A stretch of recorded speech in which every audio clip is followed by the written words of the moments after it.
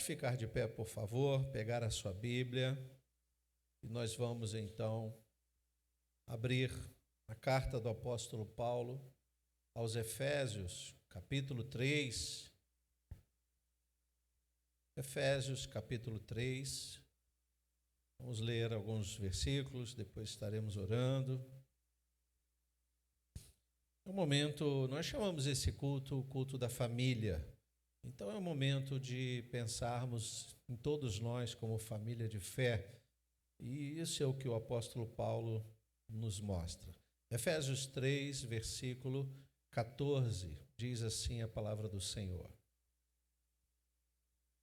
Por essa razão eu me ponho de joelhos diante do Pai, de quem toda a família nos céus e na terra recebe o nome. Peço a Deus que, segundo a riqueza da sua glória, conceda a vocês que sejam fortalecidos com poder, mediante o seu Espírito, no íntimo de cada um. E assim, pela fé, que Cristo habite no coração de vocês, estando vocês enraizados e alicerçados em amor. Isto para que, com todos os santos, vocês possam compreender qual é a largura, o comprimento, a altura e a profundidade, e conhecer o amor de Cristo, que excede todo o entendimento, para que vocês fiquem cheios de toda a plenitude de Deus. Ora, aquele que é poderoso para fazer infinitamente mais do que tudo o que pedimos ou pensamos, conforme o seu poder que opera em nós, a ele seja a glória na Igreja e em Cristo Jesus, por todas as gerações, para todo sempre. Amém. Oremos ao Senhor. Pai, nós te louvamos desde já, ó Deus, pela oportunidade que o Senhor nos concede, estarmos aqui reunidos nesse santo lugar, lugar de paz, lugar de oração, lugar em que podemos ser instruídos através da Tua palavra. Aqui entregamos as nossas orações, nós fazemos o nosso clamor, nos lembramos aqui, ó Deus, do Senhor Valmir, que está com a saúde debilitada. Ó Deus, nós te pedimos que Tu possa regenerar, que Tu possa transformar esta enfermidade em motivos para a Tua glória e para o Teu louvor, Pai. Nós oramos como família de fé e aquietaremos o nosso coração nesta hora para ouvir a Tua palavra. Fala conosco, nós te pedimos, nós te agradecemos por tudo, em nome de Jesus. Que todos que concordam digam amém. Você pode tomar o seu lugar. Vamos ter uma reflexão que deve nos fazer pensar um pouquinho sobre a diferença de estarmos animados e confiantes. São duas situações que podem caminhar juntas, não é? As pessoas acabam demonstrando pelas emoções o que elas realmente estão vivendo, estão sentindo, estão pensando. Uma pessoa animada, andando na rua, cantarolando, assoviando, parece uma pessoa confiante de alguma situação. Nem sempre é assim. Nós aprendemos, os crentes devem, todas as vezes que passarem por tribulações, devem mostrar ao inimigo de nossas almas o quanto nós confiamos no agir de Deus. Mas é bem verdade que nem sempre conseguimos viver animados. Quando eu lembro daquela viúva que perde o filho e ela vai em busca do profeta para dizer o que houve, ela não se detém no caminho dizendo a sua tristeza. As pessoas perguntam, vai tudo bem? Ela diz, vai tudo bem. Mas eu entendo que ela não fala um vai tudo bem com sorrisos, com alegria, com música alegre. Ela vai tudo bem com o coração contrito, afinal de contas ela está de luto. Então existe uma diferença entre estarmos animados e confiantes, ou misturar um pouco disso. Eu penso desta forma porque é muito comum, né, principalmente nas igrejas mais modernas, a gente viver um ambiente de muito ânimo, um ambiente de avivamento, um ambiente em que a palavra, ela nos deve levar a pensar de uma forma mais, como diz aí a juventude, up, não é? Aquela vida pensando nas coisas para cima, uma autoestima elevada, um momento em que nós podemos não nos deter nas dificuldades da vida, mas caminhar um pouco mais alegres. Isso é muito comum e eu entendo que a mensagem pode nos levar a sair daqui um pouco mais animados. É bem verdade que a gente gosta muito de uma descontração.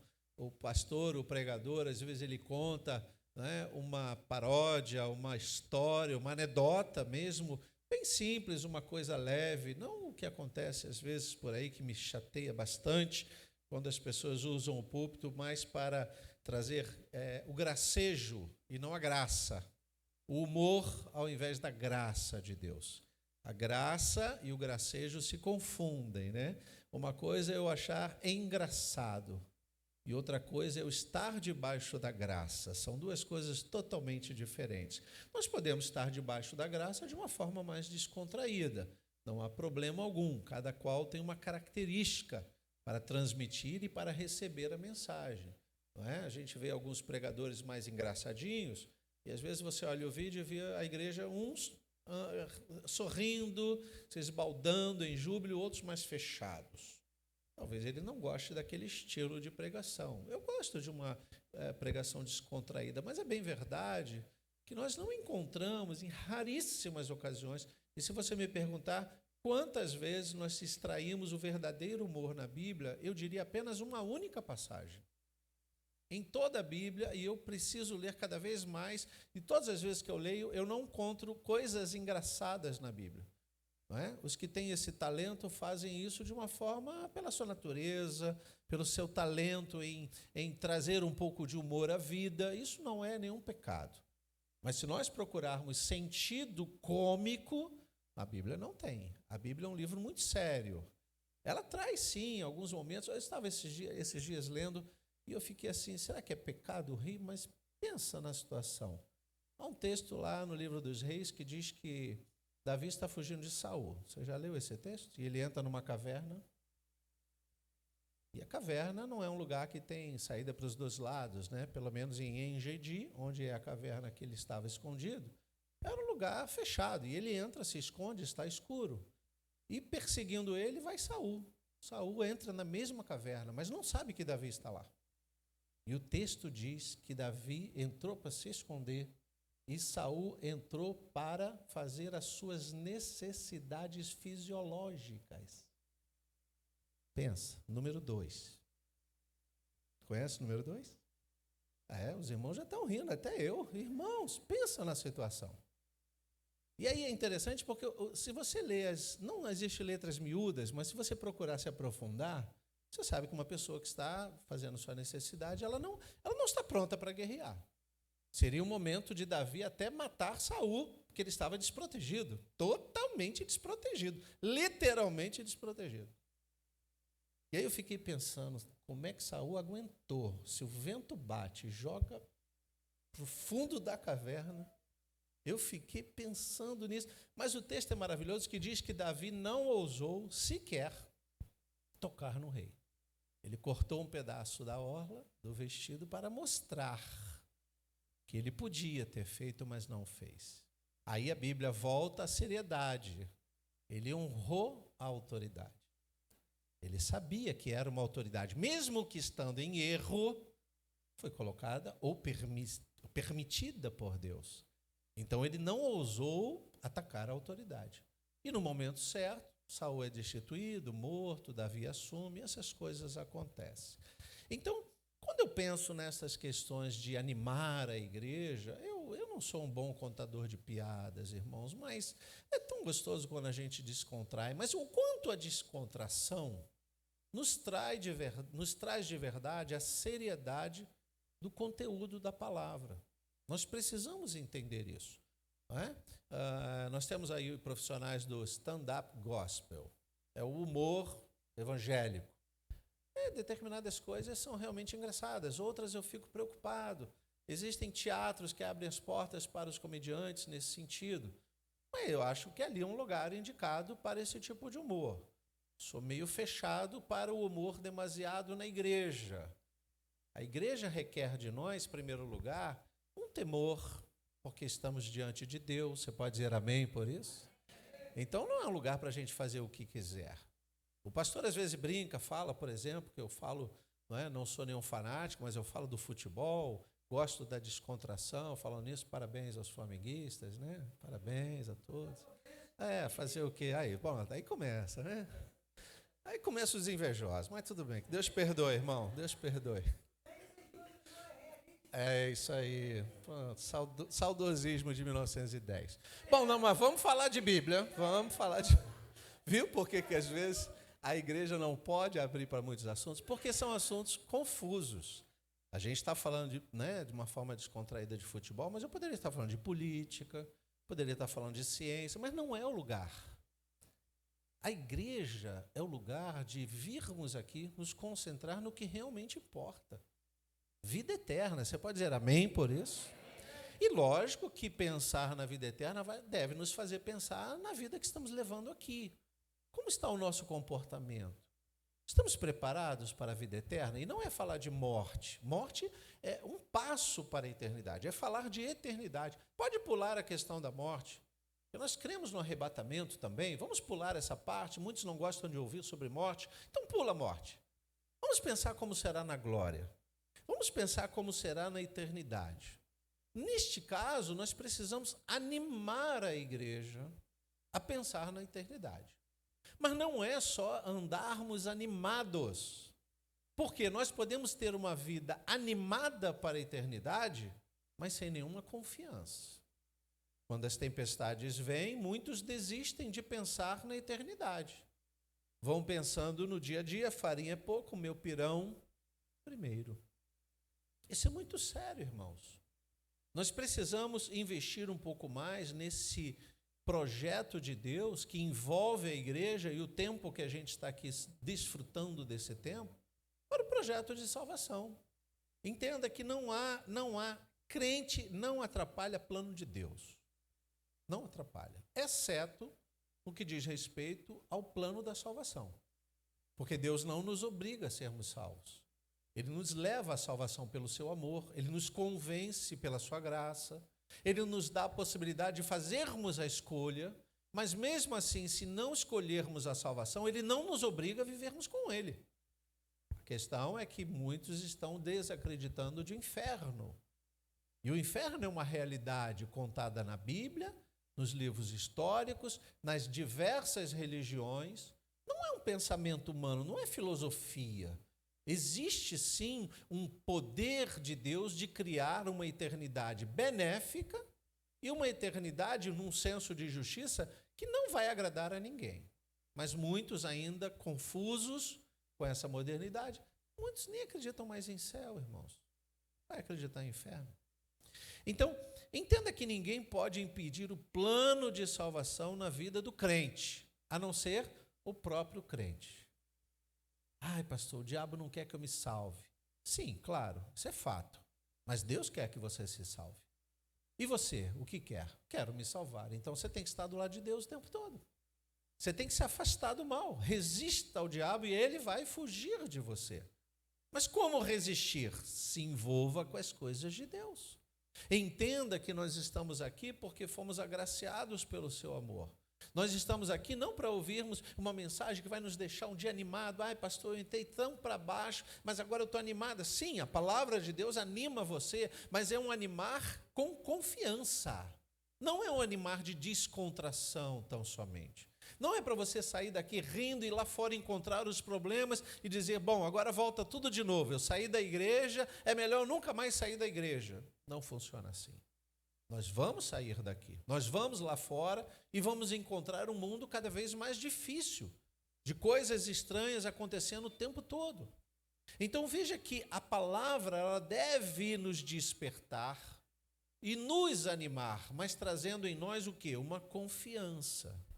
Do contrário, é muito triste. Eu já ouvi mensagens, eu já congreguei em diversas, pelo menos umas 3 igrejas antes de estar na Nova Vida e pastorear na Nova Vida. E eu ouvia boas mensagens que me animavam, daí chegar onde cheguei, e eu ouvia mensagens também que me jogavam para baixo.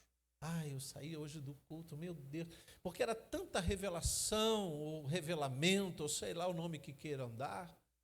Certa vez eu entrei numa igreja que o pregador estava muito animado e ele disse: hoje, culto à noite, pensa, hoje Deus revelou que alguém aqui vai morrer. Assim, não foi meia palavra, foi essa palavra. Aí eu olhei logo para a esposa: me dá a senha. Ela disse: me dá a senha você. Não. E aí a gente ficou pensando naquilo e para nós foi uma descontração, porque eu não gosto desse tipo de coisa. Qual é o motivo de Deus revelar que alguém vai morrer a não ser para aquele que vai morrer? Qual o sentido disso? Em que Deus vai ser glorificado? Eu acho que o homem vai ser glorificado, viu? Eu não acertei que alguém ia morrer. Não morreu ninguém. O colega que me convidou, trabalhava comigo, eu disse: morreu alguém ontem lá? Ele disse: não. Eu falei: e aí o pregador, como é que fica? O irmão às vezes se anima um pouquinho. Se anima? Isso é mentira. É mentira do diabo.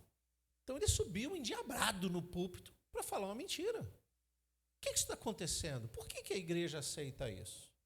Aí nós temos que apelar não apenas para a fé, mas para a nossa razão.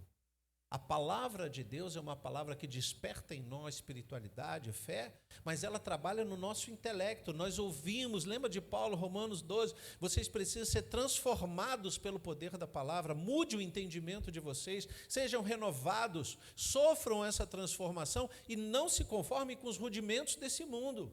Você não pode achar que é tudo muito natural, não é, nós estamos vivendo um tempo espiritual, porém, não precisamos apenas desse ânimo espiritual, esse avivamento que tanto se fala. Daí muitos crentes um dia estão muito animados, uau, trabalhando, glorificando, exaltando, pulando, tem louvor alegre, pastor, eu vou pular, posso pular, pastor? Pode, fica à vontade, ele pula igual pipoca. Não há problema nenhum em pular no louvor animado, até reparei no primeiro louvor, né? Senti que os irmãos hoje estavam com um espírito meio roqueiro. Vocês perceberam isso? Quem? Glória a Deus, o guitarrista faltou só cabelo de roqueiro. É igual o meu, assim, ó. Mas, glória a Deus, não, ninguém está proibido de pular, mas veja, preste atenção. Vai ter dias que você não vai conseguir pular. E se você estiver buscando apenas o ânimo, na primeira dificuldade você desiste de ser crente. Porque você estava só animado, você não estava confiante.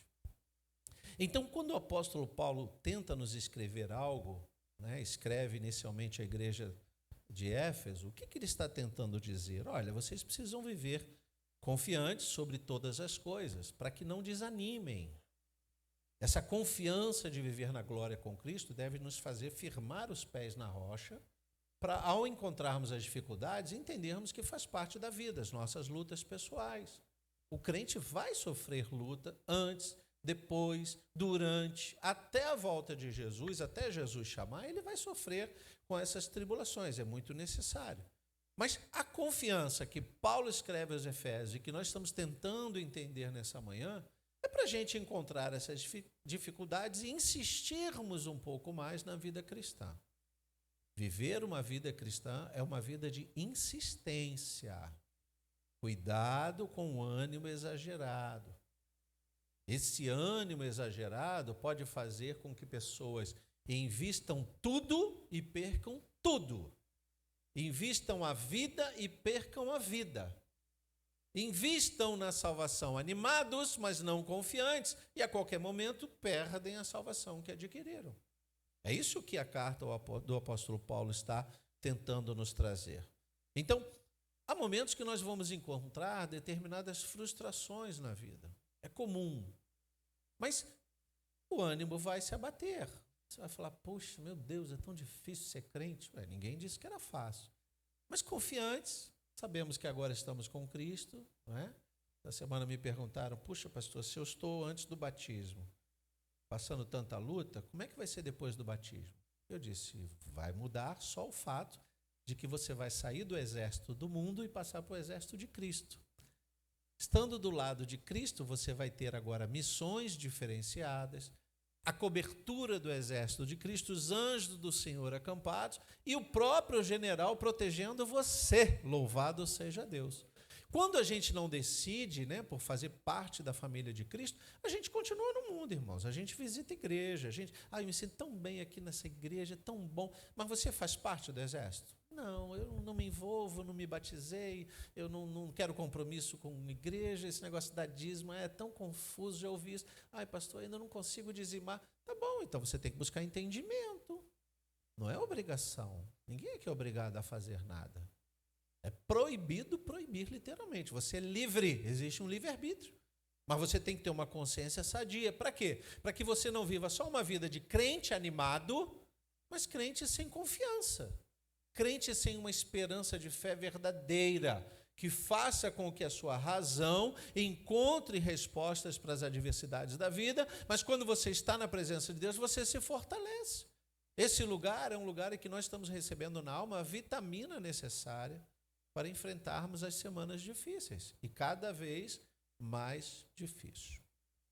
Então, podemos encontrar frustração? Sim, mas isso não significa que é o fim. Sabe essas histórias? Eu procurei aqui ler uma breve história. Gosto muito dessas histórias verídicas, histórias verdadeiras, não só conteúdo bíblico, mas Thomas Edison, né, que é considerado aí o inventor da lâmpada. Que coisa interessante. Ele foi considerado, entre aspas, muito burro para aprender qualquer coisa. Relato de um dos seus primeiros professores. Pensa em alguém na escola, com a sua dificuldade, uma didática difícil, o professor falar que ele esse aluno é muito burro para aprender qualquer coisa. Ele não se deteve nessa palavra. Ele, em algum momento da sua vida, ele teve mais do que um ânimo. Ele teve confiança para continuar acreditando no seu projeto. No entanto, todo mundo conhece o nome do homem responsável pela invenção da lâmpada, mesmo que ele tenha feito 1001 tentativas. As histórias que contam sobre ele, né, os achados, é que ele explodiu o laboratório dele várias vezes. Talvez numa explosão daquela ele deva ter lembrado do que o professor disse. Eu acho que eu sou muito burro para inventar alguma coisa. Mas o que tinha nele? Não era só o ânimo, animadinho para inventar algo. Não, ele era um homem confiante. Ele acreditava nele mesmo, ele tinha dentro dele um ímpeto que o fez investir, insistir e inventar.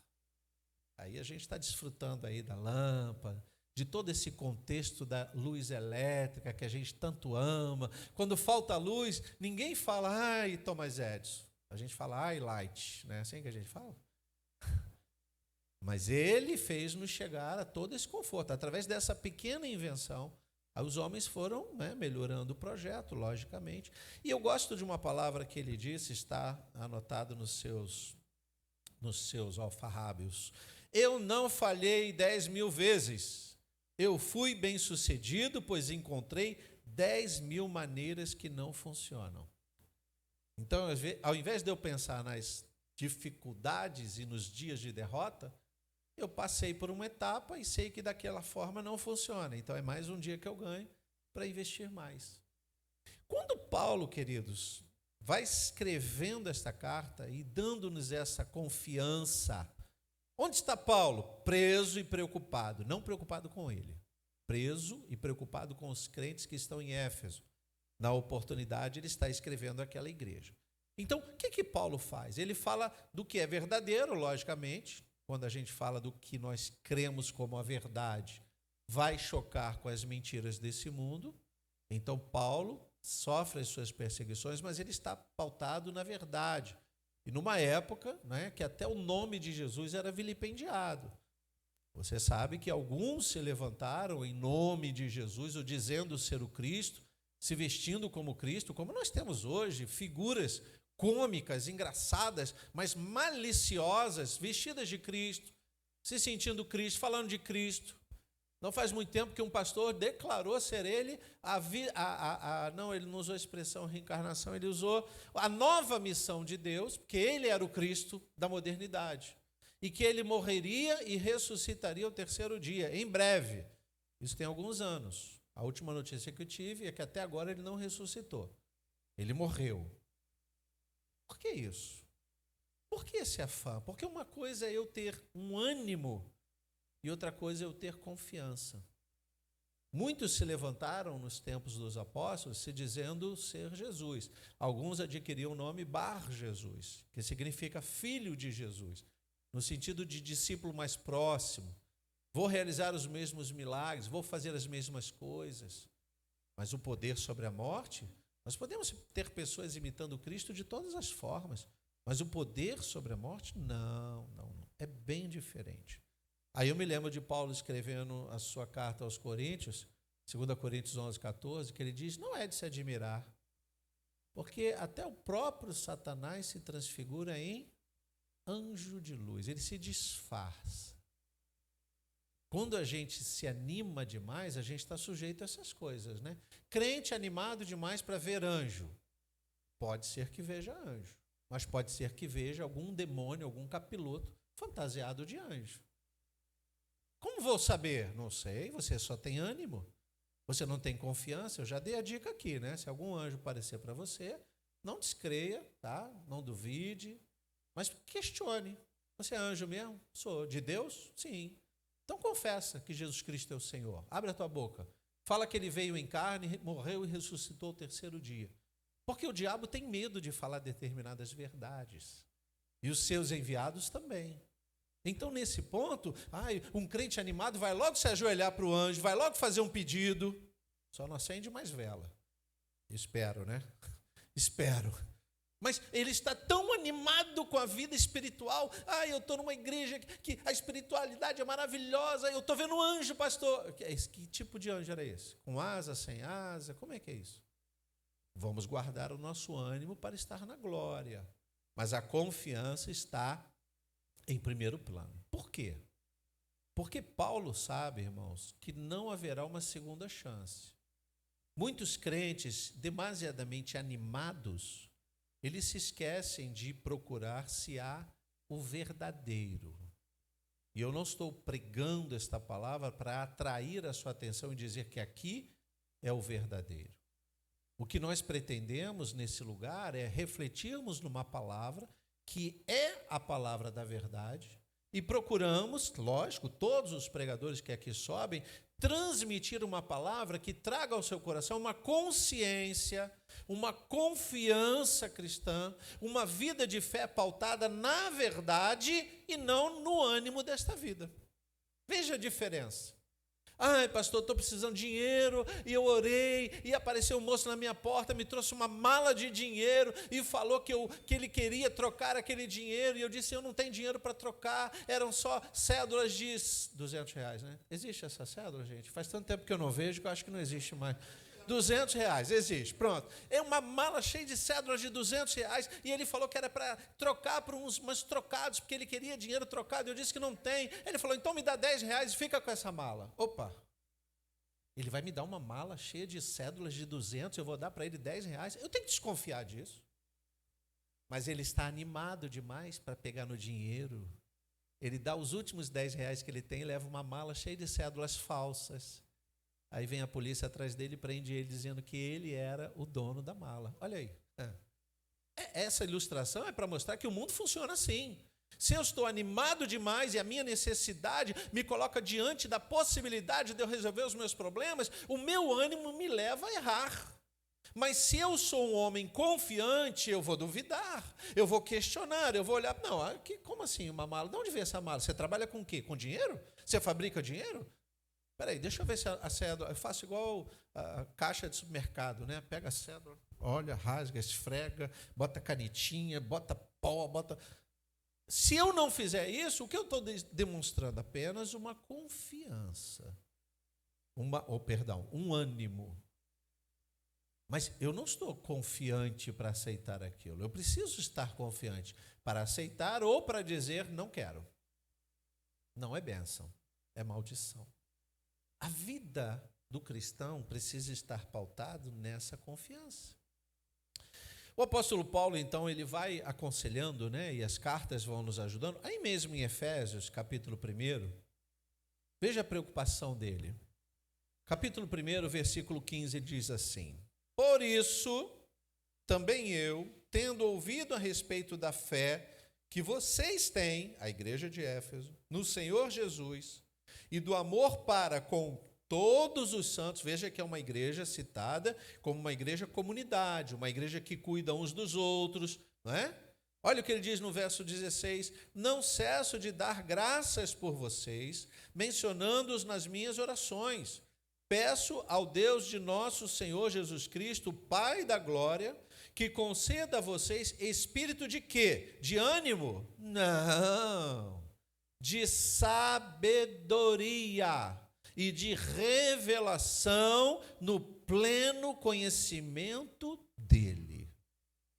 Paulo diz: eu quero que vocês continuem dando bom testemunho de uma igreja que cuida uns dos outros, de uma igreja que se preocupa. Se o irmão falta o culto, todo mundo liga: irmão, você está fazendo falta, irmão, o que está acontecendo, irmão, vamos animar, irmão, um ajudando o outro, e isso, logicamente, reforçando a necessidade deles terem essa sabedoria que vem de Deus.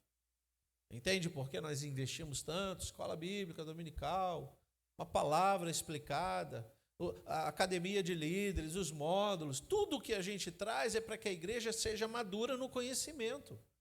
Isso não anula o avivamento espiritual, pelo contrário, isso nos dá um avivamento espiritual pautado na verdade, na transformação. Se nós conhecermos a Deus, que deve ser uma prática do povo de Deus, nós vamos ter fortalecimento, e esse fortalecimento é para todos. Não é só para uns e outros. Todos nós precisamos disso, queridos. Nós precisamos desse fortalecimento, porque somos pessoas ocupadas demais, né? Somos ocupados para ler a Bíblia, muito ocupados. Só não somos ocupados para ficar assistindo as temporadas do Netflix. Mas para ler a Bíblia nós somos muito ocupados. Somos ocupados para orar. Quantas vezes você já orou? Não precisa responder essa semana. Por você, por alguém. Não vou nem perguntar por alguém, por você, essa semana. Quantas vezes? Eu orei no domingo passado, eu estava aqui, pastor. Depois uma vida tão corrida, eu não consegui lembrar de nada. Queridos, eu dependo da cobertura espiritual da igreja. Por favor, orem pelo seu pastor.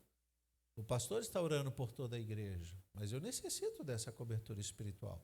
Se eu estou pastoreando uma igreja que não ora, eu vou me tornando um pastor fraco. Essa cobertura espiritual me ajuda a me manter também diante das dificuldades da vida. Quando estou adoecido, eu ouço as irmãs: pastor, estou orando. Eu digo: glória a Deus. Ora sim, porque eu preciso ficar bom. Esses dias eu estava fazendo uma retrospectiva dos meus 2 últimos meses. Tantas lutas na saúde, irmãos. Poxa, eu nunca tive problema nenhum.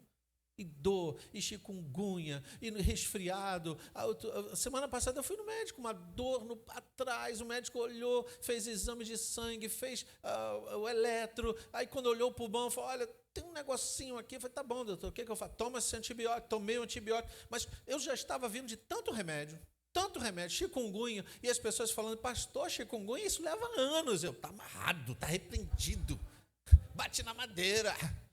Não quero, não. Eu não me sinto mais com chikungunya. Você pode dizer glória a Deus? Não, inacreditável. Em 2 semanas para cá, não sinto mais nada. Apareceram outras 2, eu falei: e agora, o que é? Qual o nome que eles vão dar para isso? Tomei tanta coisa, irmão, tanto remédio. Pastor, o que curou o senhor? Jesus. Cobertura espiritual da igreja, louvado seja Deus. Não posso nem dar a quantidade de remédio que eu tomei, que vão me chamar de hipocondríaco. Não, mas eu estava morrendo de dores.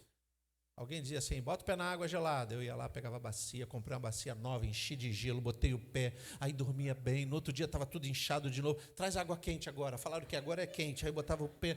E tantas coisas, chazinho disso, chazinho daquilo. Me dá aqui. Não, tem rezadeira. Não, rezadeira não, brincadeira. Mas tudo que podia eu tentei.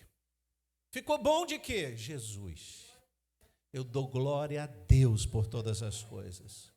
Eu acredito na medicina, acredito na ciência, mas a minha fé está em Deus. Porque o mesmo médico que passa o remédio que cura, pode ser o médico sem Jesus que passa o remédio que mata. Então eu preciso confiar primeiramente em Deus. Essa questão do tempo é uma questão séria, tá? A gente não vai desenvolver aqui não, mas eu gosto sempre de pensar que Paulo estava preso, né? Alguns vão dizer: ele tinha tempo para orar. E você vai esperar ficar preso para orar? Os hospitais estão cheios de pessoas que querem tempo para a vida e não têm mais. As cadeias estão cheias de pessoas com tempo suficiente, mas não têm liberdade. Enfim. Então, o que Paulo nos deixa entender nesta manhã? Que é mais do que uma carta de um pastor, não é? De um apóstolo para uma igreja. É uma doutrina. Volta aqui no capítulo 3 que nós lemos no início, no versículo 14, que ele vai dizer assim, capítulo 3, versículo 14 de Efésios. Por esta razão eu me ponho de joelhos diante do Pai, de quem toda a família, nos céus e na terra, recebe o nome. Sabe o que ele quer dizer com isso? Como uma família. Ele vê uma ligação, e aqui é o único momento em que a gente liga os vivos, os mortos, dos seres celestiais, como uma única família. É só nesse entendimento, só isso. Nenhuma relação, comunicação, esquece. Isso aí é mentira do inimigo. Mas Deus vê aqueles que fazem a vontade dele como seus filhos. E aí é nesse momento que as criaturas e filhos se misturam como uma família só. Quando Deus olha para a igreja que está no mesmo propósito, todos aqui estão querendo aprender de Jesus, não viver apenas animados, mas confiantes, uma fé pautada na palavra de Deus, uma razão. Há razão para fazer isso? Então isso eu faço. Isso não há razão, não vou fazer, não tem motivo. Se não for assim, queridos, nós vamos sendo ludibriados o tempo todo. Vivemos num tempo em que as coisas falsas nos chamam mais atenção do que as verdadeiras. Isso é fato. Basta alguém errar, a pessoa tem 20 anos de vida pública, de atriz, de ator, sei lá de quê, de pastor. Nunca foi elogiado pelo mundo todo, mas basta uma queda, todo mundo fala mal dele na hora. Porque nós somos lembrados pelos nossos erros mais do que pelos nossos acertos. Então Paulo vai dizer, olha, igreja de Éfeso, e aí eu acho que a gente pode adaptar isso para a igreja de Anchieta. Nós temos um nome a zelar. É o nome da família de Cristo. Não é porque muitos fazem de qualquer jeito que nós vamos fazer de qualquer jeito. Vamos viver uma vida em excelência cristã. Vamos viver uma vida pensando no testemunho que damos às pessoas, principalmente aquelas que nos olham como crentes. Eles são de Cristo, eles são cristãos, eles são evangélicos. O que eles fazem? Olha como eles agem, olha como eles reagem, olha como eles se vestem, olha como eles falam. Porque o mundo está assim, o mundo está confuso. Essa semana eu fui à padaria, recebi o troco, fui com o troco embora, com um pãozinho. Quando eu olhei as moedas, tinha R$1 a mais. Não estava faltando, estava a mais. Aí eu voltei, parei do lado da fila assim, falei, moça, o troco está errado? Ela, não, mas eu contei antes, achando que eu estava dizendo que estava faltando. Falei, não, moça, tem R$1 a mais. Veja que eu lhe dei R$5. Ela ficou toda envergonhada, coitada. E como se dissesse, meu Deus, isso não existe mais. Essas pessoas ainda existem? Lógico que existem. Os crentes, os lavados e remidos no sangue do Cordeiro, eles querem a verdade, louvado seja Deus. E verdade não se computa o valor, o quanto é. Não, queridos, eu tenho que mostrar o quanto eu sou de Cristo em todos os detalhes. Poderia ser R$1, que nem existe mais moeda de R$1, né? Não sei por que eles colocam o valor de 88. Aí eu quero 2 centavos de troco, ele não tem para dar. Eu pergunto para que existe ainda contagem de centavos, deveria ser de 5 em 5, né? Olhe lá. Então, existe um nome e a gente tem que zelar. O que Paulo está dizendo é, igreja, zelem por esse nome, um nome que guarda toda a família. Você entende essa questão do sobrenome? É um nome que dá a ideia de um grupo, de uma tribo, né? Almeida, Lopes, Mota, a gente vai olhando e vai dizer, não, esse aqui pertence àquela família. E nós agora, vivendo uma nova vida, nós somos de Cristo, somos cristãos, somos servos, somos colaboradores da obra. Não podemos viver uma vida pensando, pastor, mas a minha família sempre foi assim, mas você agora é nova criatura. Você tem que fazer tudo novo, você tem que viver uma vida restaurada. E isso é muito importante, por quê? Porque isso vai levar outras pessoas a se aproximarem de Cristo. Veja que no versículo 16, quando Paulo fala assim, peço a Deus que, segundo a riqueza da sua glória, conceda a vocês que sejam fortalecidos, nada de ânimo só, nada de animação, com poder, mediante o seu espírito, no íntimo de cada um. Dentro. Sabe aquela alegria que a gente sente? Tem alegria que a gente não sabe guardar, né? A gente coloca para fora, mas tem uma alegria que está em nós, a alegria da salvação, a alegria da paz de Cristo em nós, que quando nós estamos confiantes o suficiente, o mundo não rouba. O mundo rouba a nossa alegria quando nós estamos apenas animados para a alegria. É por isso que muitos crentes, bom dia nada, está horrível, Jesus, nem sei por que eu estou vivo, misericórdia. Tá, eu sei, ele deve estar com uma luta pesada. Mas onde está a paz, a alegria, o poder do Espírito dentro de você que te dá a confiança necessária de que tudo isso um dia vai passar? Tudo isso um dia vai passar. Quer sejam coisas boas, quer sejam coisas não tão boas. Então, o que Paulo deseja para os Efésios? Uma igreja fortalecida. Irmãos, nós estamos precisando viver tempos de fortalecimento espiritual, pautado no conhecimento de Cristo. Cuidado com as coisas que só animam você. É impressionante o mundo louco que nós estamos vivendo, o mundo de maluquices, e eu vou usar duas palavras que eu não gosto, mas são verdadeiras, dentro de igrejas. E eu oro para que isso nunca aconteça aqui, independente se é o pastor Jarbas, quem é o pastor que vai pastorear daqui a 100 anos, 50 anos, sei lá quantos anos. Falando nisso, uma notícia boa para vocês, viu? Saiu uma norma do Conselho Nova Vida dizendo que 75 anos é o ano de jubilação. A jubilação pastoral é 75 anos. Então, se eu durar até lá, tchau, vamos fazer festa de despedida. Mas não. O Conselho diz que com 75 anos os pastores têm que ser jubilados. Mandei essa regulamentação para o pastor Pedro Paulo, né? Ele, meu Deus, está chegando a minha hora. Não, a jubilação diz respeito à administração eclesial. Posso pregar, posso estar na igreja, não há problema nenhum. Mas essa jubilação é muito sério isso, para que a gente tenha o descanso, né? A nossa faculdade cansa, a nossa mente cansa. Então, 75 anos. Aí eu perguntei no conselho, falei, mas só 75? Pode ser antes, não? Eu tenho vontade de me jubilar com 65. Já falei isso para os irmãos. Vontade, Deus é que vai definir. Mas por quê? Porque cansa, irmãos. Cansa. Eu dizer para a pessoa que está errado, que tem que fazer o que é certo, ela faz o errado, ainda quer continuar fazendo errado, ainda quer resultado. Não, irmão, você tem que fazer o que a palavra determina. E você precisa conhecer a palavra para poder não ser enganado. É impressionante o mundo que a gente está vivendo. Essa semana eu recebi uma informação de um auto de justiça, de uma ação judicial. Eu achei que isso era brincadeira, e era uma realidade, uma ação judicial que um funcionário estava processando a igreja. Não vou falar qual é a igreja, mas eu vou dizer que esse funcionário estava processando a igreja, ele queria direitos trabalhistas, e o juiz chamou ele e falou, mas o que você fazia nessa igreja? Eu era o caidor.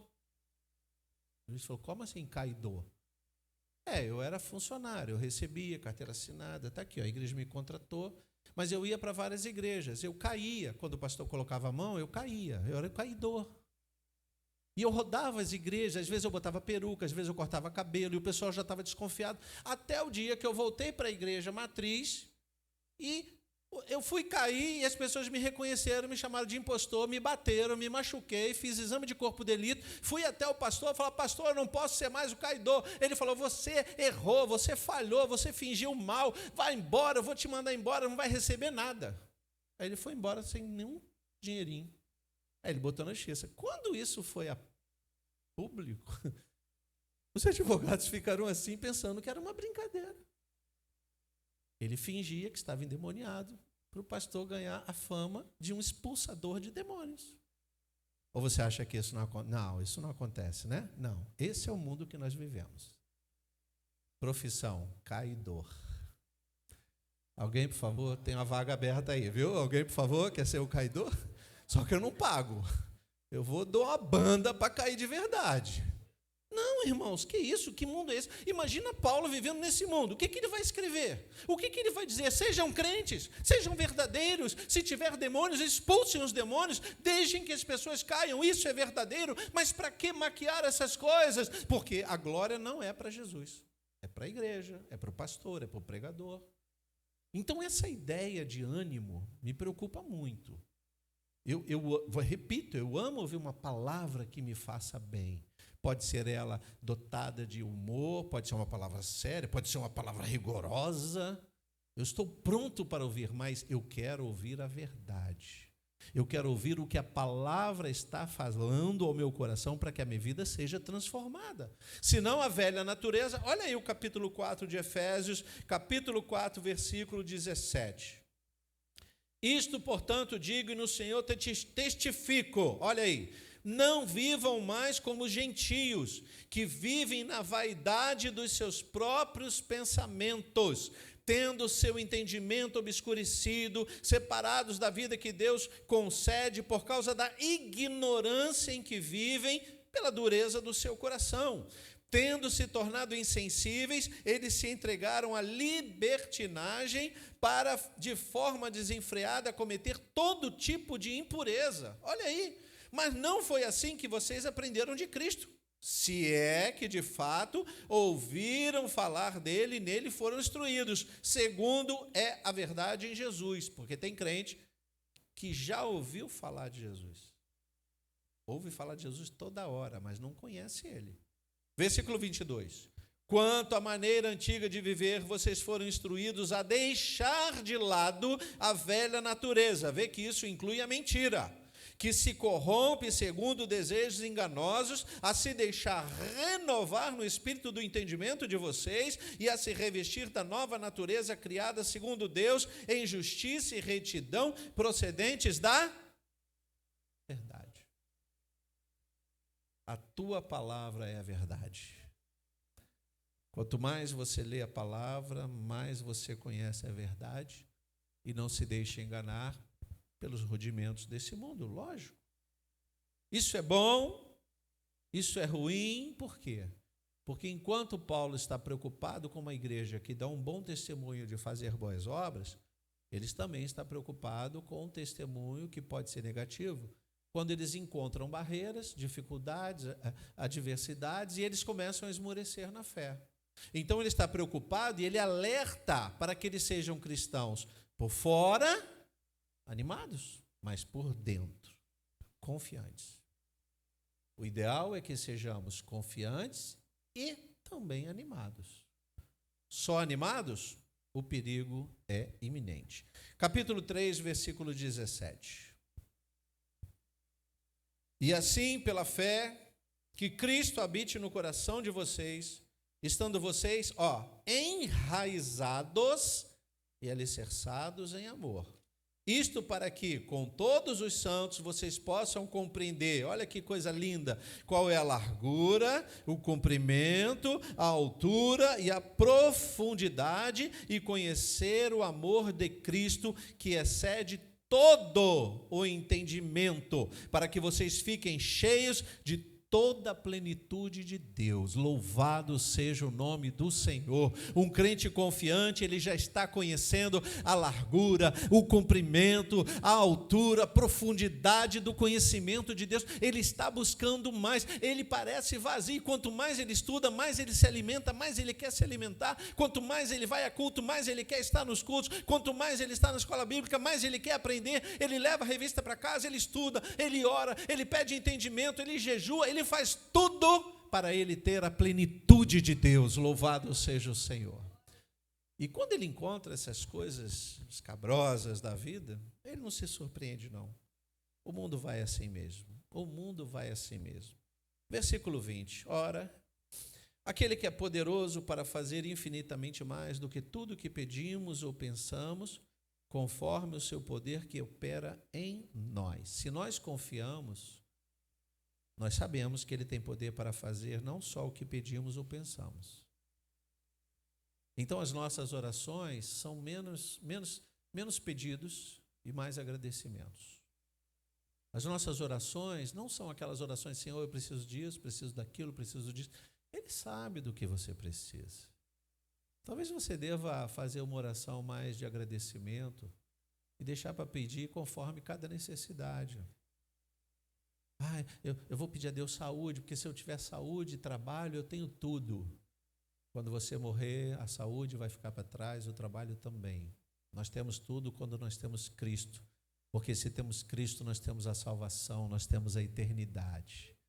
Saúde e trabalho são uma consequência de uma vida em fidelidade a Deus.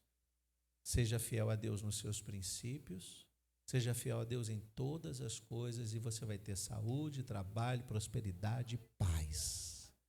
Todas as coisas que ansiamos. Versículo 21, para a gente encerrar. A Ele seja a glória, onde? Na igreja e em Cristo Jesus por todas as gerações, para todos sempre, que todos digam amém. Vivemos o que vivemos para a glória de Deus.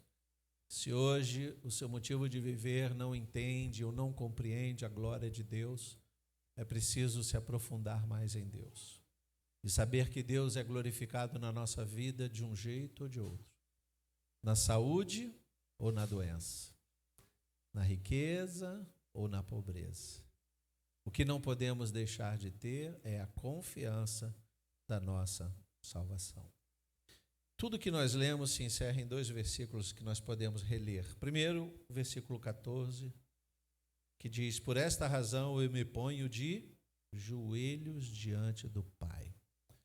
Dobre os seus joelhos diante de Deus, para que você não se curve diante das dificuldades. Dobre mais os seus joelhos para falar com Deus. Ore mais. Faça da tua casa um altar de adoração, de oração. Escolha um lugar, separe um tempo, faça o seu devocional. Quando vier na igreja, não perca o temor. A igreja perdeu um hábito tão lindo de chegar e dobrar os joelhos. Poucos são os que fazem isso. Eu não quero mostrar nenhum saudosismo com a igreja do passado, mas era tão lindo.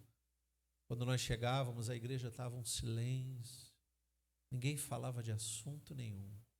Conversava do lado de fora, mas quando entrava na porta do templo, era como se entrássemos na presença de Deus, e deveria ser. Dobrava os joelhos, reconhecia a grandeza de Deus, pedia um culto abençoado, um culto avivado, um culto transformado, um culto cheio de confiança e fé. Pedia coisas para toda a igreja. Perdemos esse hábito. E no versículo 16, então, peço a Deus que, segundo a riqueza da glória, conceda a vocês que sejam fortalecidos com poder, mediante o seu Espírito, no íntimo de cada um. Quando você pede a Deus e é cheio do Espírito Santo, Deus responde porque Ele mesmo habita em você. Você pode dizer glória a Deus? Pode se colocar de pé nesse momento, nós vamos orar. Agradecer a Deus por essa oportunidade que Ele nos concede de meditar na Sua palavra, de termos um pouco mais do conhecimento da graça de Deus. Querido Deus e eterno Pai, nós somos gratos a Ti, Senhor, por esse momento em que podemos desfrutar e investir em nós, na nossa salvação, ouvindo a Tua palavra, buscando conhecimento e despertando em nós não apenas o ânimo, mas a confiança de que podemos encontrar muito mais. A Tua grandeza é maior, mais alta, mais larga, mais profunda, de tudo que podemos pedir ou pensar. Tu tens poder para fazer infinitamente mais. O que nós te pedimos nesta manhã e nos encha da Tua graça, Teu Santo Espírito habite em nós e nos dê toda a força necessária para enfrentarmos adversidades, tempestades na nossa vida e ainda assim andarmos animados, mostrando a esse mundo que existe luz, que existe sal, que existe paz. Paz na terra aos homens de boa vontade. Obrigado, Jesus. Obrigado pela Tua presença neste lugar. Amém e amém.